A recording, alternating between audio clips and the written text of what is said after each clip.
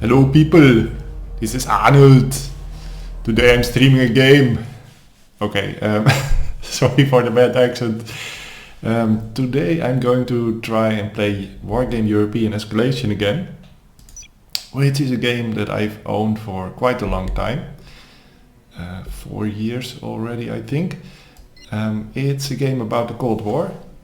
I think it starts in 1975. Let's check it out. Yeah, the first campaign starts out in 1975. It's called Brüder gegen Brüder. Brother against brother. Which means it's probably about the two Germanys. Yeah, it is. East versus West. Let's see what's happening in the world in 1975. So we got a short introduction video. April 12, 1975. Fall of Phnom Penh. Things are happening in Asia. April 30th, 1975. Fall of Saigon. So someone told me that if I'm recording a game, every time I say something in German, I should do the Ahrnuld thing. Not sure if I'm going to do that actually, but yeah, let's try. July 17, 1975. The Apollo-Soyuz space mission underlines the US-Soviet policy of détente. So far it's good news. In the 70s the Cold War is actually stabilizing. Brezhnev and who's the other guy, Nixon I think, at that time, maybe Carter later, are trying to sort of defuse the situation. Oh, this Werner Ahrnuld guy tried to flee from East Germany, but he killed 2 people. Big mistake. Border guards are on high alert on both sides of the Iron Curtain. So far this actually happened, but I think now we're deviating from history. This map, oh my god, this map. This map reminds me of the original Command & Conquer from 1995. But you know, it looks better because in 1995 graphics were crap, but still the styling is similar. West German intelligence has detected movement from Panzerausbildungsregiment 19 not far from the border. So the Panzerausbildungsregiment. Oh my god, why am I doing this? Of the territory of the Federal Republic by the East Germans. Yeah. I don't think this would actually have had any chance of happening. I mean, Werner kills 2 guys and flees to West Germany, and then they send the army after him. No, not a chance. Actually, Werner went to prison in West Germany, and I think, yeah, in 1975 he killed 2 people and he went to prison, and then in 2005 he again shot a person and had to go to prison again.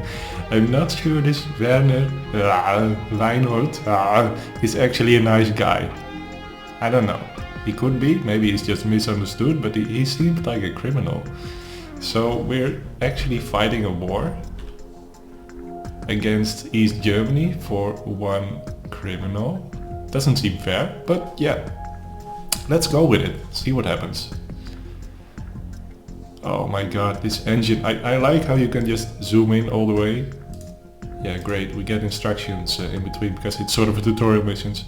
But you can zoom in all the way on this leopard tanks, and zoom out all the way. See, oh my god. Yeah, great engine. Let's move up to the trees. I'm actually using move fast, or the semicolon key on the keyboard. It's going to explain later how it works, but it saves so much time. If you don't use move fast and just right click, for example, they will just move through, they move straight through the destination, so through fields and forests and whatever. And if you use move fast like this, and they will follow the road, which is much faster. Okay. My little leopard, move behind the trees. So we have 2 T-34s, which are World War II tanks. They are not going to have much of a chance. Yeah, so we're already shooting at them. We can even check out the statistics on the unit in game. So They have a 1.5 kilometer range on the main gun. Okay, I'm just skipping this stuff. Great. And they have 1 armor, and the Leopard has 2 kilometers range almost and 3 armor, so it's a lot stronger. Yeah, so the T-34s are already gone. Let's move up in Charlie sector and eliminate the enemy breakthrough. So there's more stuff here. Oh, those are actually more T-34s. We can shoot them while staying out of range, I think, yeah. Just stop and kill them.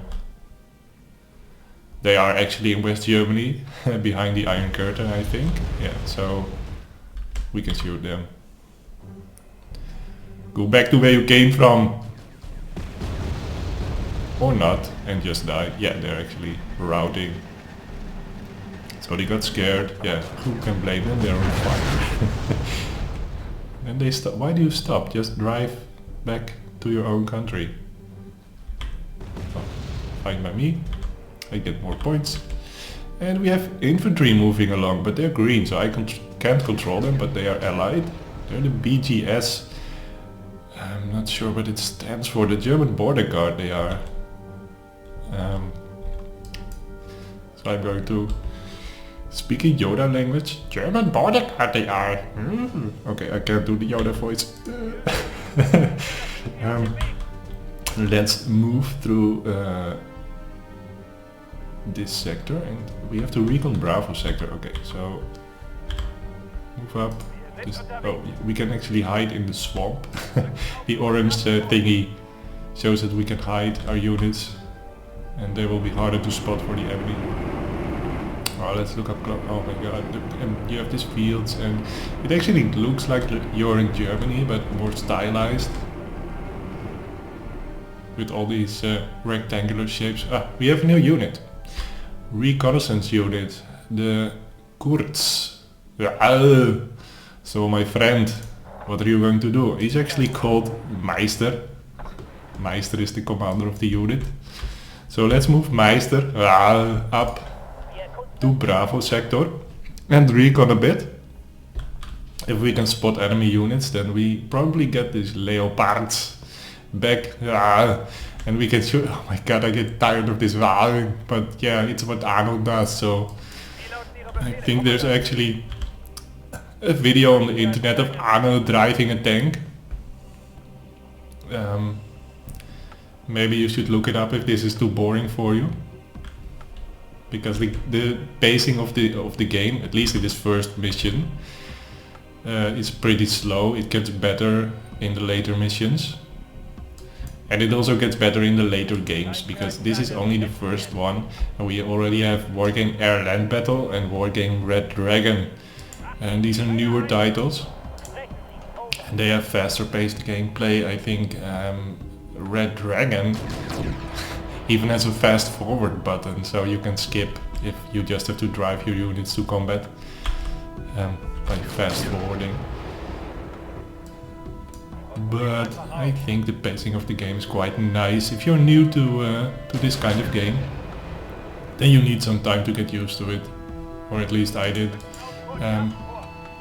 So this one is trying to move towards us, so let's shoot him first, and he's gone. And then, oh god, I even like this, that they indicate the range at which you can hit units. So they're trying to move out of range, but we're just pursuing them. Let's move up Kurz as well, or Mr. Meister. Come on, let's go. Oh my god, they're shooting at us. Move back. Please move back. So we can easily, I think, win against these tanks by just staying out of the range. It is almost nothing. 1.5 kilometers. They can't hurt us. But come on, shoot. Oh, did I get hit? No, I didn't even get hit. So Kammer, Kesse, Möbius, and Jockeys are still fine. Yeah. Okay, only this one left. Come on, Kurz, move up with tanks, please.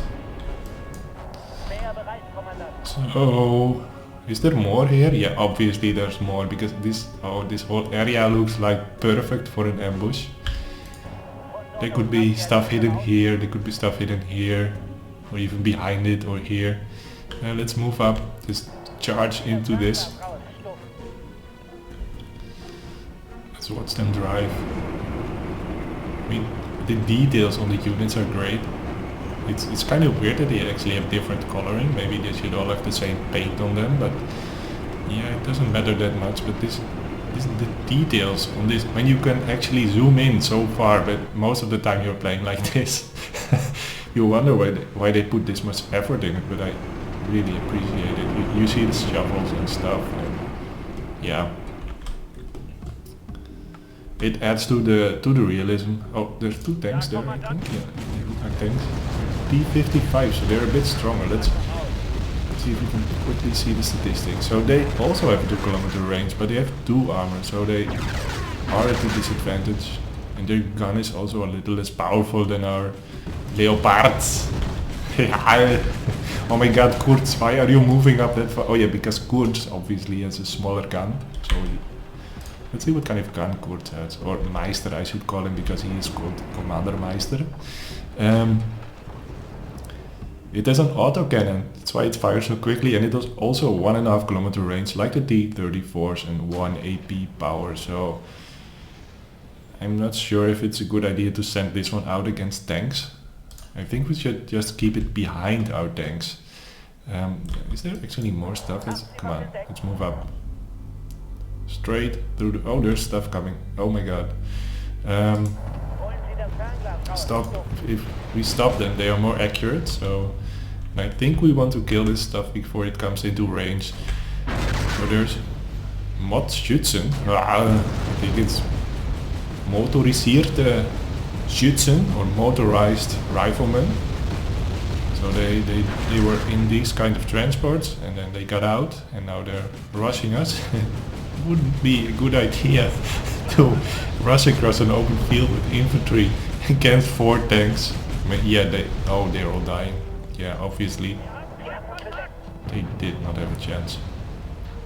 Yeah, wow, this is not fair for them, at least. Oh my god, that was unexpected. Don't get hit. Good, go back, please. Oh yeah, great. Now I don't want to lose control right now. Oh, this is nice. So I get the deployment menu. And I can actually buy units. Oh shit. Wait, get that. Oh my god, it got hit. So, did they actually script it like this? Because that would be pretty brilliant. Oh my god. Move back. I don't want to lose any tanks actually, because I've played this mission before, years ago, and I know that if you lose even 1 unit, you lose out on a big bonus at the end of the mission that you can use to unlock new units. So I want to keep everything alive. And these are supply trucks. I just got them for free. Maybe I should order some more stuff. Like, yeah, I can order 4 more tanks easily. So let's get them here as well. And the supply system is nice. You get these trucks with supplies, and they can refuel, rearm and repair your tanks or any other unit. So Turkeys got hit and he's actually getting repaired. But the supply runs out pretty quickly. Quickly? No, that's not correct. So we need more trucks. So come on, trucks, we need you. We want to move up fully armed and armored. Okay, so what's the next objective? We can destroy the NVA's HQ here, and we can move up and destroy the enemy bridgehead here. Now this is a secondary objective, so if we don't do this, we can actually finish the mission. Now we could really think this through. Like, this is behind the Iron Curtain. When we move over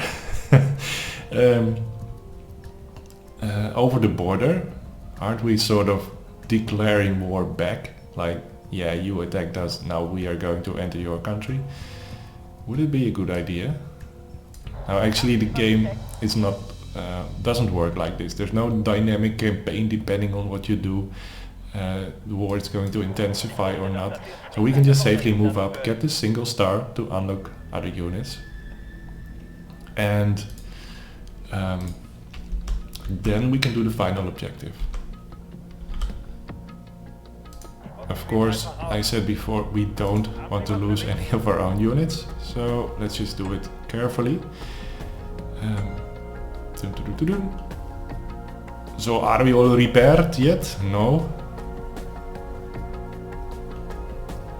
Oh, listen to the 80s like elevator music going on in the background. It's actually kind of atmospheric.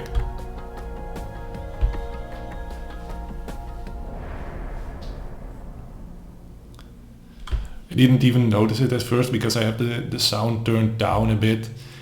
So my voice will actually be comprehensible as far as it can be. I mean, but in the default volume, the sound of the game is louder than my voice, which some of you might actually prefer, but I think it sort of defeats the purpose of recording it instead of just playing it and not saying anything. Maybe I should do that next time. Just, I mean, if I ever put this video online, just tell me in the comments if I should talk or shouldn't talk, and please don't ask me to do more this is Ahrnuld, or ask me if you do want me to do that, but oh my god.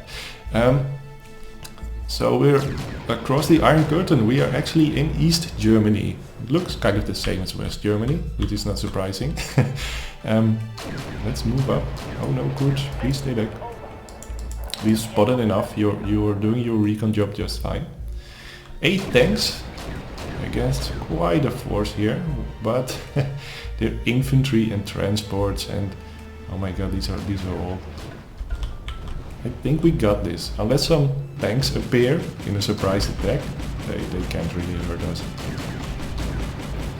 Of course, if we would move up, then it's a different story, because all these guys, they have RPGs, and if they hit us with the rockets, our tanks die very quickly. So we have to sort of keep them out of range, but that's easy, as you can see. The tanks just wipe them out.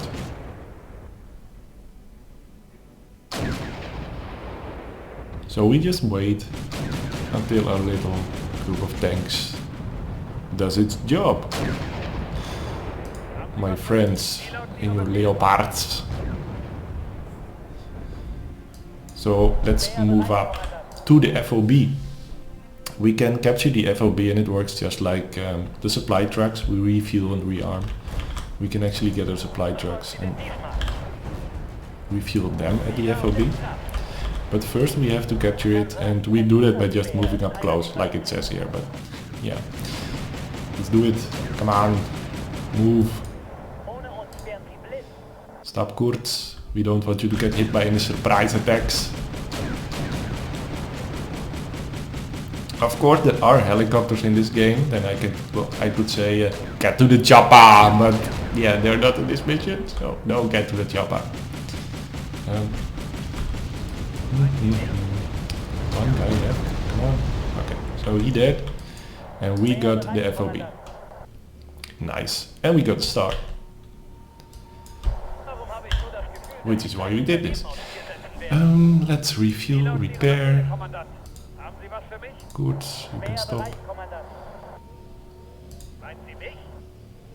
Oh my god, it's always like this when I'm playing a game on Skype or recording something, or maybe for my work, making a small video.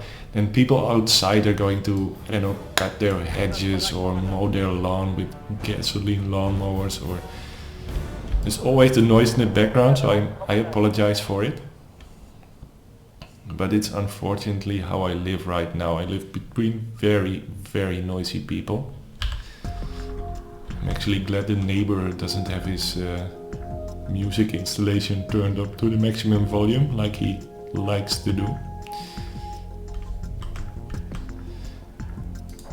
So we're going to go to Alpha, maybe not rush into it, but go here first and then we decide what to do. So stuff is actually gotten on fire here. The fields can actually catch fire from the burning wrecks of the enemy units. Now thank god these tanks are not susceptible to fire damage, at least not a lot, but we couldn't move infantry through here because they would just get burned, and this is all simulated in the game. I think we should even move our trucks over here, like don't go with the trucks to the fire because they might explode. You can actually use this as a tactic in the game, like you can put the forest on fire and then the infantry will take damage or even die if it's hidden in the forest, and yeah. Let's just focus on the mission because it's important not to lose any units, and this is going to get dangerous because the most used tactic, I think you can see when you look at games online. On YouTube there are plenty of games recorded from Wargame Red Dragon, and people place infantry in the forest and in towns like this one. And you can only spot them when you're up close, but they can fire their rockets at your tank and the tank dies very quickly. So how are we going to do this? Oh my god, there's a BMP-1. Now the BMP-1, it's actually only one unit and it doesn't look very dangerous, but let's look at the statistics. So it has an ATGM, an anti-tank guided missile of the Malyutka type, which is not German, so I don't have to do it's Russian. I'm not sure what it means, Malyutka. But it's an M-Class missile, manual command line of sight. It has a range of 2.5 kilometers with outer ranges or leopards, an AP of 11, so it does a lot of damage. But it's M-Class, and M-Class is very inaccurate, so we might actually get away with rushing this guy. Okay, let's just think of what to do here. We don't want to get hit by the BMP, so let's just let them come to us. I think he's also moving in range. The M-Class missile, how it works is kind of ridiculous. But yeah, we are talking about stuff invented in, I don't know, the 60s, or it's so old. But let's talk about M-Class later. Let's first take care that we don't get hit by this stuff. Oh my god, no!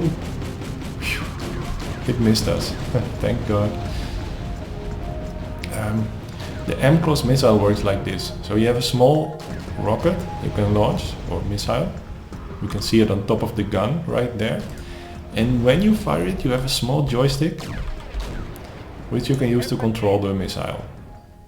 You can move it up or down or left or right, so it's flying. Someone is controlling this with a joystick from that little BMP, the transport unit. So just imagine you are in that BMP.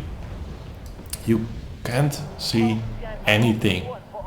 Maybe, yeah, a small piece of life in front of you, because you have this a small window to look out from, and then you have to steer a missile with a small joystick towards a tank that might even be moving. It's not humanly possible to hit anything. Well, it is actually, because they did hit stuff. I think they were used in oh my god! Holy shit! It hit my... oh, retreat. Look at what it did. This one missile, it almost insta-killed the tank of Commander Kallenberger. Ah, this is not... please, don't hit anything.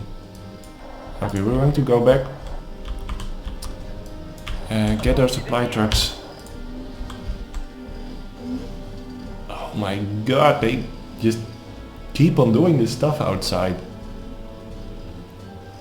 Actually, I woke up at 7 AM today, as I usually do, and they immediately started working. You know, just picking up a hammer, hitting a wall or something, I don't know, and then sanding their woodwork on the house, and everyone is always doing something here. Makes me feel lazy, but yeah, maybe I just work faster.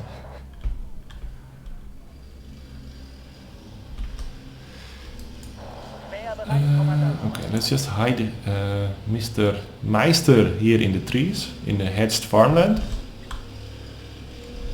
Let's repair Mr. Kallenberger, and then we can attack, finally! Okay, now we can really use the fast forward button. I think the wargame games are really nice. This brings me back quite a lot, but if you get into it now, it's very different from when you start out with this game. Because in Wargame Red Dragon, the gameplay is much faster. You have this constantly changing unit balance, there are way more units. You have aircraft and ships and whatever. And these are basically only like NATO tanks, helicopters versus Warsaw Pact tanks and helicopters. And in air land battle you got all these nations, Scandinavian nations and stuff, and you can make an army of one nation or of a coalition, like in Red Dragon the Eastern Bloc coalition is pretty popular. It's Poland and Czechoslovakia. And okay, let's see, the fire is out, so we can move our trucks over there safely and resupply them. But this is kind of simple compared to the newer games, so it's great to get started using this and just get used to the game mechanics, like how you can attack, retreat, tactics you can use.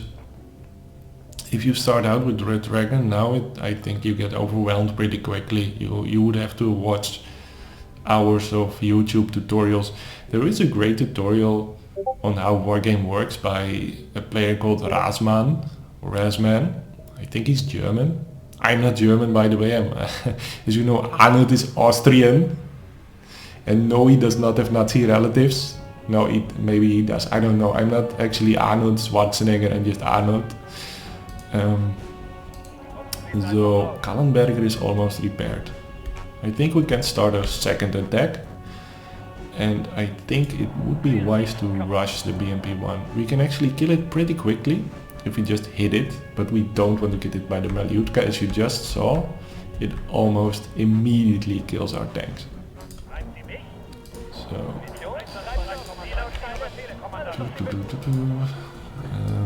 how are we going to do this? I'm just going to right click.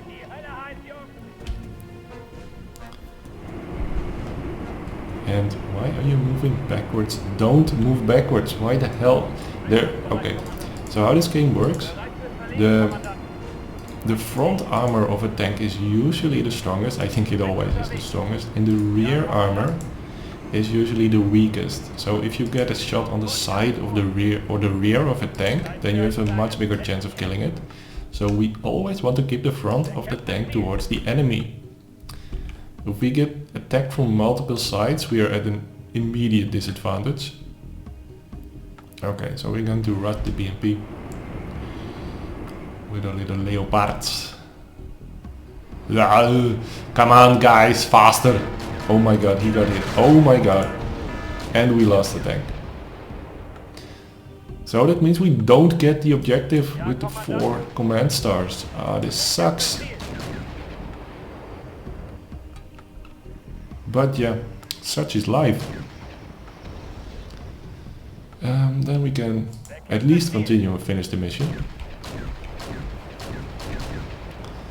We will take revenge for our fallen friend. Who did we lose actually? It's not Kallenberger. Well, at least I will have to inform his family and next of kin. Okay, we're going to move here, so we don't run the risk of being attacked from multiple sides. I'm actually scared that this truck is in danger. I mean, if it gets hit by one unit attacking or ambushing, then it dies very quickly as well. Come on, come on. Oh my god. But this, as you saw, this T-34, it almost did no damage compared to the Malyutka, which insta-killed the Leopard. Okay. Let's let's move towards the town of Grafhorst. Grafhorst is where I went to kindergarten. No, I didn't, but yeah, whatever. So is anything happening right now? No. We can only see what the enemy is doing if we can actually spot it with recon units, so maybe they're just moving around here behind us and preparing for a surprise attack, who knows? Where could they be? These last enemy units that we need to kill. Oh, there's a recon truck, or a small jeep, and it's gone. But wait, there's more. But where is it? I think it must be here. This is such an obvious place to put in your infantry to defend the town. They have to be here. Let's see what happens. And we're taking a risk now, because you don't want to move your tanks close to infantry, but there is no other way. If we don't move close, we can't spot them. If we move close, they can hit us. So I'm not sure how I could solve this. If you have any idea, and I actually post this online, please post your ideas in the comments. Now the obvious way to solve this in another mission would be to just use infantry to clear this forest. You can stop your transport here and then move the infantry through there. And the infantry will keep the enemy infantry busy, and you can attack the enemy infantry using your tanks as fire support. But since we don't have infantry, we can't use that tactic. Anyway, it seems that we finished the mission. Again, this guy, this narrator, summarizing what happened. This narrator voice, it reminds me of Ronald Reagan. You know, the president from the 1980s. I think it's a great addition to the game that they use a voice like this. Yeah, so as you can see, we didn't get this last secondary objective because one of our tanks died to the friggin' Malyutka missile. I get angry when just thinking about it. If we want to get these 4 stars, we can actually play the mission again, not care about this objective, but just go for this one. And we still keep the 1 star here. So what are command stars used for? We actually have 8 now. When we go to the next mission, we can unlock units. I think this is a great motivation to get all the objectives, because if you get all the objectives you can unlock more units, and these units are all pretty cool. We have tanks, we have another recon tank, the Luchs Leopards 1A4, Heimatschützen, Flakpanzer Gepard, it's an anti-air unit, and the Marder VTS-1, which is a tank hunter unit. But we're not going to do that right now. I'm going to stop recording, and I'll just say, I'll be back.